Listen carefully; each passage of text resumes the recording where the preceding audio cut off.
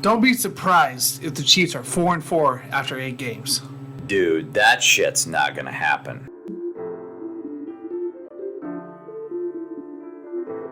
Welcome into the Sports Buffoons podcast.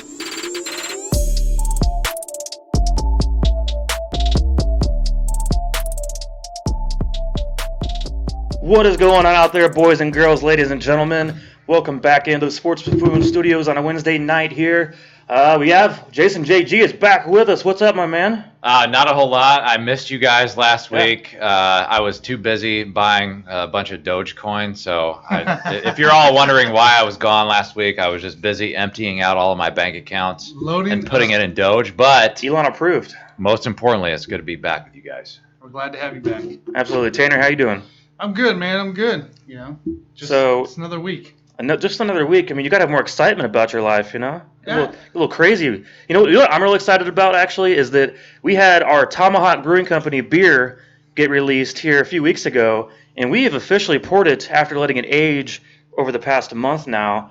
And as we are sitting here, if you're watching us live on YouTube, Twitch, or any other stream we have going, you can see us here trying a little sip of our homebrew. Jason, this is your first time trying it. First time ever. Jason and I. want to hear it. Cheers, bro. Cheers. All right, cheers all. Let's take a sip and see what we think of this. Need good reviews. I love it. Yeah, is it pretty good? Yeah, I'm surprised that you guys could. I'm surprised you could concoct something Actually as good as that. Yeah. Yeah, came out real Since good. you guys, you tried to kill me that one time with spraying Roundup and everything into the Roundup, beers. and there was a fetus at the end of your fetus bottle. in the bottle. So, I'm impressed. I'm impressed by that. yeah, we did this brew about 2 months ago, and this one came out really good. We actually used, Jason, don't tell me you're allergic, because we used mango and pineapple in the beer. Actual mango pineapple. Mm-hmm. No, I'm good with that. Okay, good. Yeah, I'm not allergic. If you told to me that. now, I'm like, well, it's too late, because you'd keeled over at this point. So No, I'm good to happy be with surprised. it. I think you guys did an amazing job. I think it came out great. Yeah, I think so too. Hope that you can push that out to the mainstream here pretty soon. Yeah, it's not quite up to your level of ABV, though. It's only around 7%. So is that good enough for you? I can deal with 7%. You can deal with Okay. that? Oh, yeah. Alright. I can deal with that. All right. Well, those of you watching right now, live with us, thank you so much. Obviously, we just had the Chiefs and the entire NFL schedule release tonight here just about, 45 minutes ago? About 45, yeah. Yeah, the Kansas City Chiefs obviously kicking off Week 1 against the Cleveland Browns at 3:25 p.m. at Arrowhead Stadium. That's going to be awesome. It's going to be a great matchup and a repeat of the playoffs we just saw. And then after that, for some reason, it seems like they always play the Ravens early in the season. It's always either week 2, week 3, or week 4. Always It's early always on in that range. for whatever reason. I'm not sure why that is, but they'll be going to Baltimore for a night game. Is that Sunday Night Football, Tanner? Sunday Night Football, baby. That is right. So how many primetime games did we get? Only 4? Well, we have 1, 2, 3, 4, 5. 5. So you got the Browns in week 1, the Browns, jeez. The Ravens in week 2. Then you got the Bills week 5. Then we go to the Giants on week 8, the day after Halloween. Then we have week 10, the Raiders, which is 11-14, which is pretty good. Then we got the Dallas Cowboys to bye, and then we go to the Chargers on 16th. And that will be our final primetime game. Yeah. Week 15. Looking at the schedule here right away, we obviously already knew who the opponents were going to be, but as we go down the list, is there anything that stands out to you guys as far as the difficulty of the schedule as time goes on? Because for me, what I first noticed is that it's very front-loaded with the home games, which is very cool to me because you want to go ahead and get that early win streak going in the season, and then you finish off the season, week 17, weeks 18. Remember, guys, there's 17 games this season against the Bengals and Broncos, both away games. And I think both of those games are teams the Chiefs could beat with their backups. And so I think if you just play, all your starters for the first 16 weeks of the season, when things really matter the most, and you're trying to fight for that number 1 seed, you could get all your victories there, where most of these are home games. I wouldn't say the Bengals would be somebody you beat with the second string guys, but I think the Bengals are going to be a sneaky good this year with coming on with some of the weapons they got. But, yeah, looking at the schedule here, I love the fact that our bye week is in week 12. and it gives us that much needed rest. And once again, it's after the Dallas Cowboys, like it was a couple years ago. So that's kind of interesting to see as well. This will be Andy going against, by the way, the Philadelphia Eagles Week 4 in Philadelphia for the first time coaching since 2013. Is that right? Correct. So that was the last time. Didn't he? Was it 2013? We had Thursday Night Football. Yeah, correct. Okay. But that was in Philadelphia. That was in Philly. In Philadelphia. One. Back in 2013. Because I remember waiting. We waited for Papa John's for about 2.5 hours. I remember Eric Berry blew up. Justin Houston blew up that day. I remember that very, very well. It was 8 years ago, you guys. So I guess it has been that long. That was the day I think I had Justin Houston as one of my IDPs in fantasy, and he got me like 56 points that day, and I still lost the game. I still ended up losing the damn game because my opponent had some other guy that blew up. So, but you remember the walking off the field area right there back in 2013 when Andy Reid was coaching back in Philly, and there was one of the sports columnists back there. I think it was Paul Salantonio was walking off with him and trying to ask Andy questions, and Andy was a total jackass to him. Basically, he knew that Sal Palantonio, I think is that if I say his name right? No, I think you just said Pal San Antonio. So it's a Sal city. That is a city in the United States. You get full credit for that. Okay, let's reverse the letters there. Maybe my dyslexia was coming into play, but I think he was the one walking off, and Andy Reid was basically giving him the cold shoulder and telling him to get out of here. But, we get a repeat of that, obviously. I think that was early in the season back then, 8 years ago as well. So, anyways, you guys, obviously I'm very excited to see how everything unfolds. And we'll be going to a full Arrowhead Stadium this season, which is going to be awesome. I did not go to a game last year. You guys didn't go to a game last year. Even if we did, it would not have been the same environment. I want to go to a game where we have, a packed 75,000 people. We had the tailgate being packed out like it always is. Give me the full experience. You got to have the shitty traffic, you gotta have that. You gotta have the shitty traffic involved. It's not worth it unless you have the shitty traffic. So something of the schedule here, I love the take I see here is the fact that we have 2 playoff teams right off the bat, and then you hit week 5, week 6, week 7, all with playoff teams in a row as well. So I thought it was kind of interesting the way the schedule is broken up, and we're gonna test it. We're gonna be testing that O-line for sure. Very early in the season, which is perfect because now we can Reed can kind of see what he's got and see how they withstand. Yeah, I agree with you, Tanner. You guys all know that I'm a big believer in being battle tested. And so I want to get all of the most difficult games out of the way early. And that was my first impression when I looked at the schedule is like, wow, after November the 7th when we play the Packers, I see a bunch of shitball teams coming up. So, and even before that, before you got the Packers, you got the New York Giants, which, nobody knows what's going to happen with them this year. But, good additions. I love the schedule, and I love being battle tested, and I'm ready to play all these shitty-ass teams at the end of the year. I'm ready for and just fucking blow them to shit. The first half of the schedule is awesome. From weeks 1 through 9, every week is exciting to me. You play against the 2 best rushing offenses in the NFL back-to-back to open the season, Browns and Ravens. And after that, you move on to, obviously, the young up-and-coming Justin Herbert-led Chargers being played here in Kansas City. That's not an easy team to beat by any means. The Chargers battle the Chiefs every year. It never is an easy game. Rarely do the Chiefs go out and just dominate the Chargers. The Chargers always give a tough fight to Kansas City. So, and then obviously they go to Philadelphia after that. And then after that, week 5, Buffalo, like you just said, Tanner. Obviously at the AFC Championship rematch. So we're looking at a bunch of teams here in the first 5 weeks that are playoff teams. So that's awesome. So the big thing too is we can't be discouraged through the first 9 weeks. If we have for some reason a bad record, we can't be discouraged on it because we also ballot test. As long as we're competing, that's what we got to really see. So I don't want people to be upset if we're, let's say, 500 going into week 10. No, that would be a disappointment, though. It would be a disappointment. The Chiefs are not a 500 team. But we're also playing such a strong schedule in the beginning, too. That they're better than all those teams, too, right? They're the number one. If the Chiefs are 500 after 8 weeks... We got a problem. If they're 4-4 after 8 weeks, I see this. There's an injury there. Someone is down. Somebody hurt. You're missing like Kelsey, Tyreek. Maybe Mahomes is down for a few weeks or something. Something catastrophic had to happen. That's going to be the O-line, right? It has to be the O-line. Well, the O-line should be strong enough to be able to run the ball. We should be able to run the ball too. So it should be all good. This is going to be a good O-line. You guys are on some bullshit. There's no way in hell we're going to be 500 in week 8. That's not going to fucking happen. I don't know what you guys are smoking. I'm saying I'm going to tell you this right now. Smoking. I'm feeling 13-3 for sure because I don't know if you guys remember that shit. Add additional game. It's 17 Okay. games, so you're saying 14-3 maybe. 14 and It's 3. hard to think about that now. It So- really is. Yes. It's weird I will to give. think Okay, about so that. I'll give them 14 and 3, but keep in mind they just lost the Super Bowl. Okay, so these guys are fired up. They're not trying to fuck around and go 500 after week 8. So that's not going to happen. Yeah, absolutely. 14 and 3. I'll take that to the bank right now. All right, real quick game, guys. We're going to go straight down the list. You guys just say win, lose as we go down. Week 1, Browns. Win. I'll take a win. Okay. Week 2, Ravens. Win. Win. Week 3, Chargers. A win.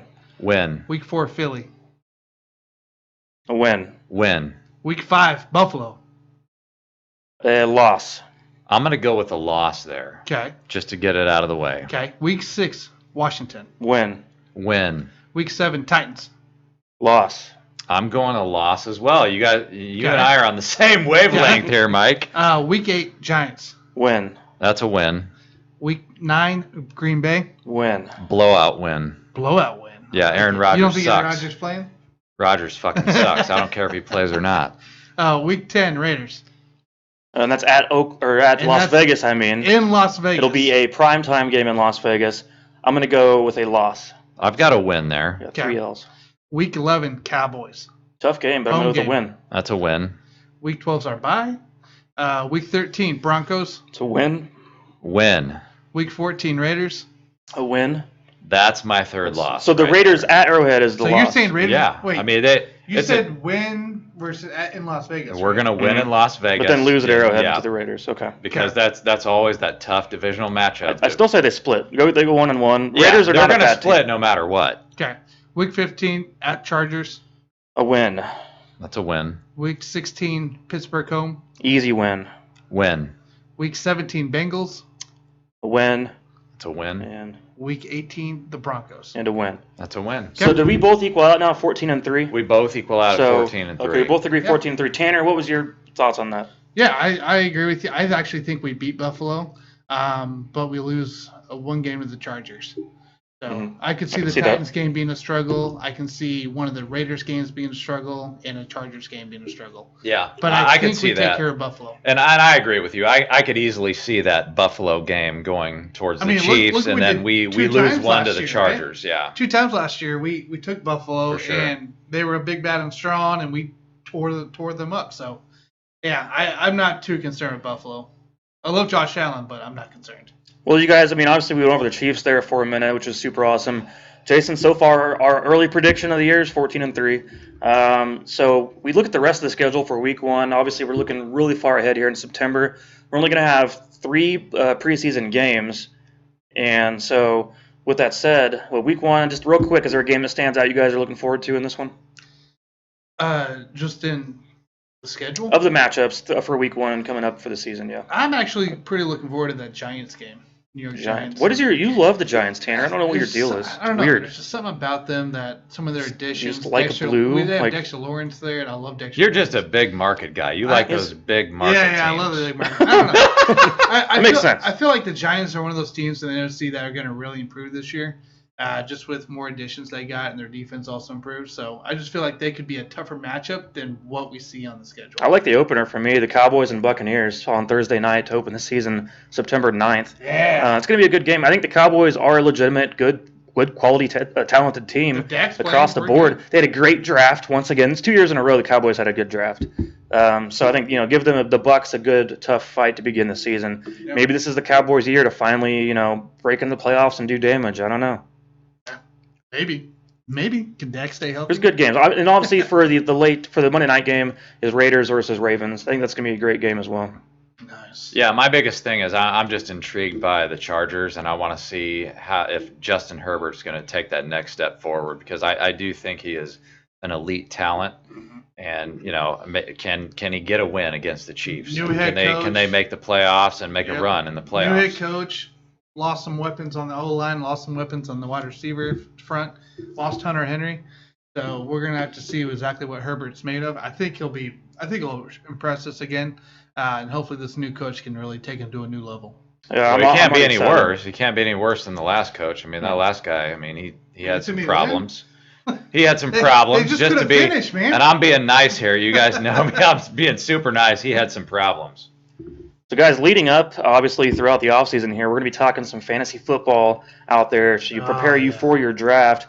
Obviously, that's going to be at least a couple months away. But we are very excited to go over that. We're coming up on, I think we've been running our show here for 9 or 10 months. And we're getting close to, doing a full year's worth of shows, which is awesome. Super exciting. And we're on episode, we have on 60 now, Tanner? Is that what we're at? Is this 60 today? I think, something like that. So That's crazy. all you out there that's been following along since day one, thank you so much. But let me go ahead and tamper my football excitement for the moment while we go ahead and, temper the football excitement for the moment and switch over real quick to some thoughts of you guys with the NBA playoffs on the horizon, actually. Obviously, Tanner, I know you're really interested in this play-in tourney that is now a new good idea coming about in the NBA. I think for some reason you relate it back to NCAA, the March Madness bracket. Maybe that's why you think it's so cool. I have no idea. I didn't say it was cool. I mean, you have some thoughts on it, though. So I was curious for you guys to give your cool. hot take on what the NBA is doing with the structure of playoff football. I mean, Jason, do you want to start it, or do you want me to? Yeah, I mean, it's a play-in tourney. You didn't want to answer me first? Are you scared, Tanner? Is that what the problem? He doesn't want to talk about this shit. I mean, nobody wants to talk about this shit. Not even LeBron James, right? He said so. fine. LeBron James. So we're going to start out with LeBron always on this show. So earlier this month, LeBron, and I'm quoting him, he said, "Whoever came up with that shit needs to be fired," end quote.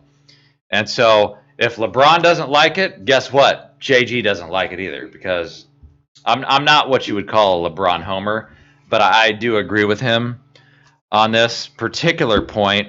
I could take it or leave it, okay? I do think it's better than the NCAA tournament because, at least with the NBA, you're only looking at 20 teams, whereas with the NCAA, it's 68 teams, which is, I've always said that's way too many. But the bottom line for me is, I could take it or leave it because the best team will always win a 7-game series. I think we've said that before on this show. So it's not going to affect the outcome as far as who's going to win the finals or even who's going to be in the Final Four in the NBA. But I do like it to a certain extent because it's going to make more money. It's going to get a little bit more viewership out there. And so I'm an NBA guy, and if it's going to bring more fans into the sport, then I'm all for it. But just, from my personal perspective, I could take it or leave it because the best team is still going to win. I mean, do you understand the whole concept of this tournament, though? So I'm every time I read it, I get confused. So essentially, it's 16 or around. Basically, was it 1, 2, 3, 4? So 4 on each side, right? Mm-hmm. And then the winners play each other the next game, and the losers play each other that next game. And so you've got basically what you've got. You've got the number 7 seed will face the number 8 seed in each conference. Correct. And the winner of that game becomes the number 7 seed in the playoffs. Now the number 9 is going to face number 10 of each conference. The loser of that game is eliminated and is going to be in the lottery. And then the loser of the 7-8 game is then going to play the winner of the 9-10 game for the number 8 and final seed in the playoffs. Jason, this idea was already implemented last year during the bubble situation. Basically, what they're looking at this as is like a new and hopefully it's an exciting way to get some more fans involved in the sport, and it's a way for the league to determine the 8 playoff teams from each conference. It's basically a version of the idea that was implemented last summer during the restart in the bubble. So basically, this season will be the first time they're going to do the full play-in tournament in use in a full, season. Whereas the bubble is a little different situation, but it's the same concept from what they had already planned on doing back then. Yeah, it's the same thing, but I'm just kind of I agree with LeBron here. So people are giving LeBron a lot of shit here because he changed his mind. First he said he liked it, now he says he doesn't like it, or whatever the case may be. And so I'm kind of like LeBron here. I'm up in the air. I mean, is this adding games to the season at the end of the day? It is adding games to the season. Okay. So you are adding players. So it's basically an in-between playoff. It's not the real playoffs and it's not the regular season. It's the in-between of the two. Here's how we're going to solve the final 2 seeds, right? So right now for teams, give you a scope here. We got currently as of Wednesday, May 12th, we had the Lakers at 7, Golden State at 8. They would play each other. Memphis Grizzlies at 9, and the San Antonio Spurs at 10, who would play each other. And that's in the West.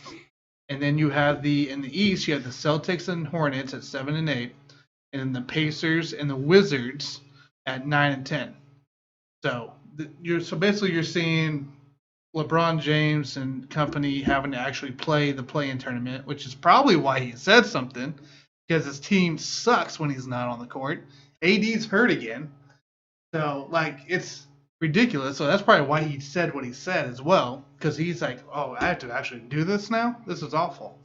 But you are giving teams a chance, such as the San Antonio Spurs, could be the New Orleans Pelicans that could come into play, or even as much as the Chicago Bulls could potentially get into that 10 spot as well. So you are giving teams a shot who may catch fire late, like the Suns did last year. But, I mean, I don't agree. I hate this format. You hate the format. Give me NCAA style. If you're going to do a tournament, one game, you lose, you're out. Yeah, no, I think NCAA playoffs. Well, I'm thinking about this being similar to the way the NCAA football season implemented more of their style of bracket. So you're saying more like a football tournament. More something like that would make more sense to me than what this is. Yeah. No, I think if you're going to do it this way, you've got to just do a straight-up 3-game series, 7 versus 10, 8 versus 9. And they're extending the series or the season anyway until July 22nd, right? Correct. So just do a 3-game series, 7, 10, 8, 9, and get it over with. But I do want to know you guys' thoughts on who is going to come out of those play-in games. Because if I had to pick one team out of each conference that I think is the best team out of the play-in situation, I'm not picking the Lakers in the West. I've got to go with the Golden State Warriors. I think if I could pick one team out of that play-in scenario in the West, I'm going Golden State all the way, because you've got LeBron, who's injured. You've got AD, who is allegedly not injured right now, but he's probably injured. Yeah, because he's sitting out tonight for an injury. Yeah, so I'm not buying that. Meanwhile, you've got Steph Curry playing at an MVP level. I mean, that is the best team in that tournament. So if I could pick one team in that play-in scenario, I'm going with Golden State, even though we are going to give, the two teams are going to come out of it. And then moving over to the East, I've got to go with Washington because of the way that Russell Westbrook is playing. Oh. I mean, this guy has averaged a triple-double. I don't know Oscar how many times. Record? Yeah, he beat the record from way back in the 1950s. He's unbelievable. And, if I could pick one other team out of the East besides Washington, it's got to be Charlotte Hornets. LaMelo Ball. He's coming back strong right now. So no Spurs for you, Jason.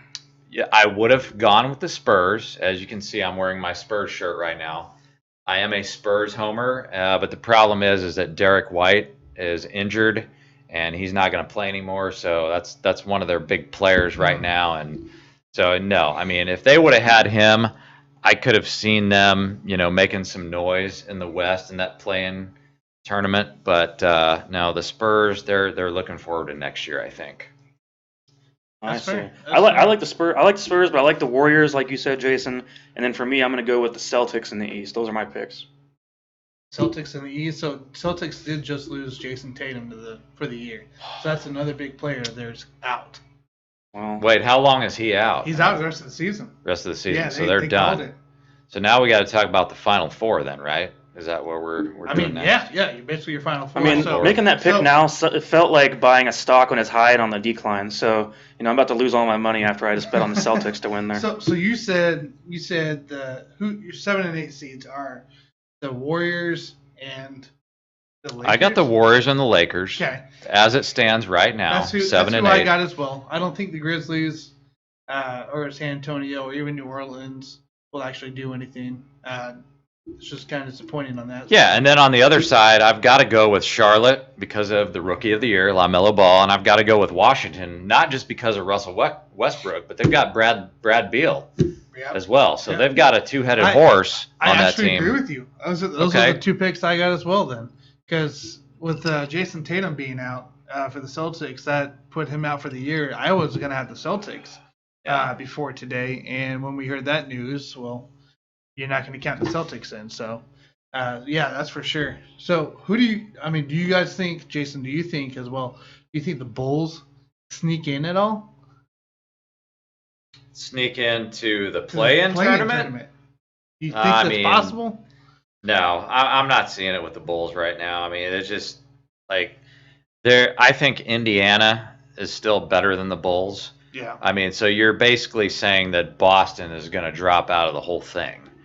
I mean, it's a possibility, but I mean, who really cares at the end of the day? I mean, even if the Bulls make it into the play-in tournament, they're not going to do shit in the playoffs. So no. So Hornets and the Indiana Pacers have clinched a play-in berth. The Celtics and the Washington Wizards are still questionable right now. Right. And then in the West, you have Golden State and Memphis that clinched a playoff berth. So the Lakers and San Antonio Spurs are the ones in question. Right. But do you? So Bulls. I agree with you. I don't think the Bulls sneak in. I think they're pretty much locked in that 4. Do you think the Pelicans or Sacramento Kings can come up and knock the San Antonio Spurs out of that last spot for the play-in tournament? Not really. I mean, they're right now. The Pelicans are 2.5 games out, and they're just. I mean, like I believe in Lonzo Ball, and I believe in Zion, but I don't think they're cohesive enough at this point to make a run to make that play-in game. I mean, there's always a chance, but they're not going to beat the Spurs out for that last spot. I just don't see it happening. It's going to be probably tough on that one. And isn't Stan Van Gundy the coach? Yeah. Of that team? Okay, Yeah. so that's your problem That's right your there. issue. That's a problem. I just want you guys to know, yeah. Like I'm a Spurs fan, but I'm not like a homer on this show. Like I'm trying to be analytical here. And Stan Van Gundy, I'm gonna put it lightly here. He's got some problems as a head coach. So he's not that good. Didn't he coach the was it the Rockets at one time? He's coached like 7 different teams in Orlando. Houston, I think he was Houston for a bit. Yeah, my biggest Back in the day, issue, biggest issue with Stan Van Gundy is not that he doesn't know how to coach. I feel like the players don't have enough respect for him. That's and that you can get. I mean, he might be a decent coach if he were in the NCAA, but if you're in professional level, you got to be able to gain the players' respect. Correct. And Stan Van Gundy, I just get the sense that he doesn't have a lot of respect around the league as far as players and even the other coaches. I just feel like they don't respect him that much. Yeah, that's fair. Hey, Mike, What's up? Do you have any so your picks, do you have any picks on who will make it out of the play-in tournament for the 7-8 seed? You mean to like go any further than that? Yeah, outside of the play-in tournament. So who's going to become the 7 and the 8 for the actual playoffs that start? Oh, the 7 and the 8? Yeah. Well, like I said, I was picking, the Warriors along with Jason there to be involved in that. Okay. And they would then fall in place for what, the 7 seed? So they would go to the 7 seed if they Correct. won the play-in tournament. And then from there, give me the Grizzlies to move up to the 7 or to the 8th seed, I should You say. like the Grizzlies? Yeah. You taking LeBron out? Yeah, I don't want to talk about LeBron at all. So he's not my favorite guy on the show by any means to discuss. In fact, you guys say the word LeBron probably 10 times more than I ever do. So, but then after that, I like I like the Pacers and I like the Celtics are my 2 teams. So you still believe the Celtics? All right. Yeah, we'll go with that. Fair point. All right, guys. So as we gear up past the play-in tournament playoff start, who we got as the Final Four going in towards the end of the playoffs here? I don't care about the Final Four. I'm just happy as an NBA fan that we're going to be seeing this shit until July 22nd, right before the NFL training camp starts. Like, this is like the happiest year of my life. Earlier, Jason, you and I were sitting there having our dinner, and then I asked you, I was like, well, NBA's up in June, right? You got like a month left, right? And he looked at me like I was crazy. And then next thing I know, he's like, oh, no, it's going until like late July. I'm like, are you fucking serious? And I rolled my eyes, and I was like, dude, he's like, next thing you know, it's going to be training camp for the NFL. And I'm like, well, you're telling me the NBA is going to run into training camp this year? Like, I just need my grace period of well, when does the NBA start again? They go to July, then what? Well, preseason is in October. Yeah. But you got to understand, I'm in heaven right now because every fucking year I listen to these people that are like, oh my gosh, I can't believe the NBA goes until the middle of June or the second week of June. And so they get tired of it going that long. Now all of a sudden we're going to July 22nd. And now I'm officially in heaven because I get to watch this shit basically all year round. It's what I've always wanted my entire life. So I know Mike disagrees with me on this. But more importantly, let's get into the Final Four, guys, because who you got for the Final Four then? I'm going to go in the East. So right now I'm going with the Philadelphia 76ers and the Brooklyn Nets. I feel like that's a little bit of a no-brainer. A lot of people would like to throw the Milwaukee Bucks. A lot of people are throwing the Bucks into the mix. Man. I just can't do it because you got to look at injuries here. So I know Joel Embiid has a long injury history. So well, Kyrie Irving does right now too. If I'm just saying, if everybody is healthy, I've got Joel Embiid sitting there playing at an MVP level, shooting 38% from three-point land. Meanwhile, you've got Giannis Antetokounmpo only shooting 30% from three-point land. Embiid is 86% from the line. Giannis is 69% from the line. Nice. That's a big difference for me. When you got one guy playing at an MVP level, he is going to lead his team no matter what happens. So barring an Embiid injury, I've got Philadelphia and Brooklyn in the East. And then over on the West side, I'm going to go with the Clippers and Utah. Now, obviously, we've had a lot of injuries this year in the NBA, and that's really the only thing that I hate about the NBA season. I think it sucks that all these fucking players getting injured. You got LeBron, AD, all the best players getting injured, even if they're only out for 1 week, 2 weeks, 3 weeks. It pisses me off because I want to see everybody healthy. But if Donovan Mitchell doesn't come back 100% from that ankle injury for Utah, I'm going to throw fucking Phoenix Suns in there. Yeah. So, but it's kind of like we said before. If everybody's healthy, it's Philly and Brooklyn in the East, Utah and the Clippers in the West. And the only reason I'm throwing the Clippers in there is because if you don't have LeBron to deal with, I mean, you have to put the Clippers as the favorite in the Western Conference because I look at that roster. You got Kawhi Leonard, Paul George, Marcus Morris, Nick Batum, Serge Ibaka, Pat Beverly, playoff Rondo, and, oh, by the way, you've got Boogie Cousins. You remember a guy named Boogie Cousins? The big old used to be an all-star. I mean, he still is an all-star. I remember Booby Dixon. That's about all I remember. Yeah, you remember Booby Dixon. Yeah, that's for another day. That's an argument for another day. That's for fantasy talk later on. You guys need to draft him. My biggest thing with the Clippers, guys, is that their roster is loaded. But more importantly for me is that their two best players are elite defenders. So Paul George and Kawhi Leonard, otherwise known as the Claw, those guys are both elite defenders. So they can't just score points. They can also stop the other guys from scoring. And so that's why, for me, the Clippers are they've got an easy road to the finals. Okay, that's fair. That's fair. So my Final Four real quick in the West, I got Utah Lakers because you don't pick against a healthy LeBron. And then Eastern Conference, I got the 76ers and the Nets as well. Now, the question is, actually, Mike, do you have a Final Four? Yeah, I mean, I like the team's going to put the ball in the hoop the most often. That's what I like to hear. That's what I think is going to end up, doing well and finish out in the Final Four. Whoever does it the most is going to make it. I think you're going to be safe on your picks. I mean, I like the 76ers, and, I obviously like the Nets because I've always been into them. But I am a Suns fan. I believe in the Suns. So yes. I think my favorite coach of all time, Greg Popovich, actually said that in an interview one time. They asked him, like, why are you guys playing so poorly? And he said something along the lines of, the other team made more baskets than we did. Like, it was sort of an insult to the intelligence of the reporter, who probably needed to be insulted anyway, but that's neither here nor there. But it's like, it's if one team makes more baskets than the other, that means they're probably going to win the game. That's fair. So it's a good lesson. One last question, one big question, or two. Actually, I got two questions real quick. One, can the 76ers break their conference, like actually get into the finals this year? Is it going to happen? Because they get stranded in the conference finals all the time, and they can't get past that round. Can they get past that round this year? with Embiid playing at MVP level, a healthy team, and Doc Rivers coaching? You know, I'm glad you asked that question, Tanner, because I've never thought of that before. But there is a path for all of you 76ers fans out there. There is a path. And that is if 2 of the big 3 on the Nets are injured simultaneously. So you've got to have 2. I don't care which 2 you want to pick. It could be Kyrie and Harden, or it could be KD and fucking James Harden.